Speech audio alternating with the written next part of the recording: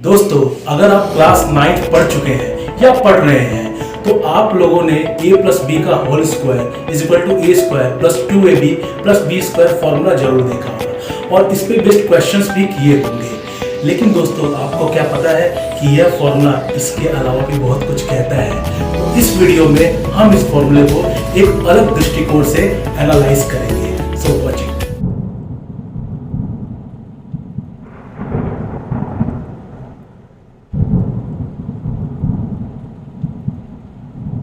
दोस्तों, a plus B के whole square को बाइनोमियल फॉर्मूला भी कहा जाता है। इसकी डिस्कवरी सर आइजैक न्यूटन ने की।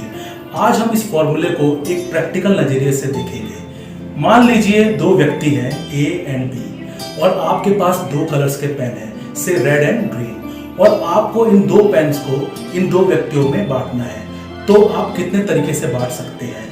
आपका जवाब होगा 3 तरीके से। पहला तरीका ये है कि आप दोनों पेन ए को दे दें।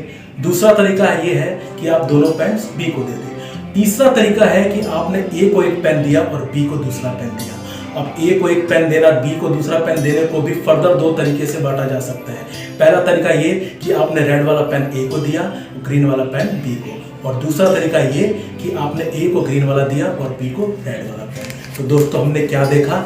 हमने देखा कि आपके पास 2 पर्सन्स थे, ए एंड बी, और आपके पास 2 कलर्स के पेन थे और आप इस पेन को 3 तरीके से बांट सकते हैं। पहला तरीका ए को दोनों पेन दिया, दूसरा तरीका ए को एक पेन, बी को दूसरा पेन, तीसरा तरीका बी को दोनों पेन दिया। ए को दोनों पेन देने के कितने तरीके हैं? सिर्फ एक तरीका।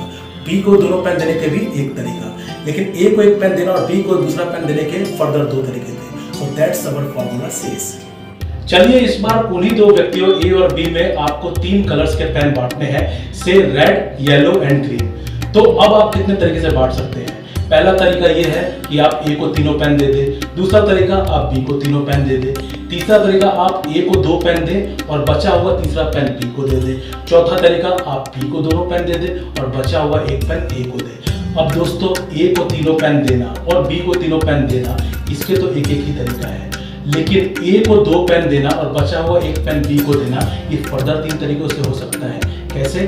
तो दोस्तों, आपने मान लीजिए पहले बी को येलो पेन दिया, तो बचे हुए 2 कलर्स के पेन आप ए को दे रहे हैं, रेड और ग्रीन वाला। अब दूसरे तरीके में आप मान लीजिए रेड पेन बी को देते हैं, तो बचे हुए 2 पेन फिर से आप ए को दे रहे हैं। और तीसरा तरीके में मान लीजिए इस बार आपने बी को ग्रीन पेन दिया, तो आप फिर से बचे हुए 2 पेन ए को दे रहे हैं। तो ए को 2 पेन देना और बी को 1 पेन देने के फर्दर 3 तरीके हैं। इसी प्रकार ए को 1 पेन देना और बी को 2 पेन देने के भी 3 तरीके हैं। सो ए प्लस बी का whole cube is equal to A cube plus 3a square B. क्यों? क्योंकि a को 2 पेन देना और b को 1 पेन देने के 3 तरीके, plus 3ab square, because a को 1 पेन देना और b को 2 पेन देने के भी 3 तरीके हैं, और b को तीनों पेन देना यानी b क्यूब। आइए एक बार इन बाइनोमियल कोएफिशिएंट्स को देखते हैं। a प्लस बी के होल स्क्वायर का बाइनोमियल कोएफिशिएंट्स है 1 2 1। a प्लस बी के होल क्यूब का बाइनोमियल कोएफिशिएंट्स है 1 3 3 1। इसी प्रकार a प्लस बी की पावर 4 का बाइनोमियल कोएफिशिएंट्स है 1 4 6 4 1।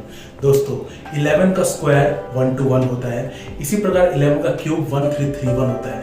अगर आप 11 की पावर 4 को देखेंगे तो 1 4 6 4 1 होता है। इन बाइनोमियल कोएफिशिएंट्स को निकालने के लिए पास्कल ट्रायंगल का यूज किया जाता है, जो 17वीं शताब्दी के फ्रेंच मैथमेटिशियन ब्लेज पास्कल के नाम पे रखा गया है। पास्कल ट्रायंगल के हर एक रो के लेफ्ट मोस्ट पोजीशन और राइट मोस्ट पोजीशन पे आपको 1 1 लिखना है। किसी भी रो के किसी पोजीशन पे लिखे गए नंबर को आप उसके प्रीवियस रो में लिखे हुए नंबर को ऐड करके हासिल कर सकते हैं। तो दोस्तों, ये थी वीडियो हमारी बाइनोमियल फॉर्मूले पे। Thanks and bye bye.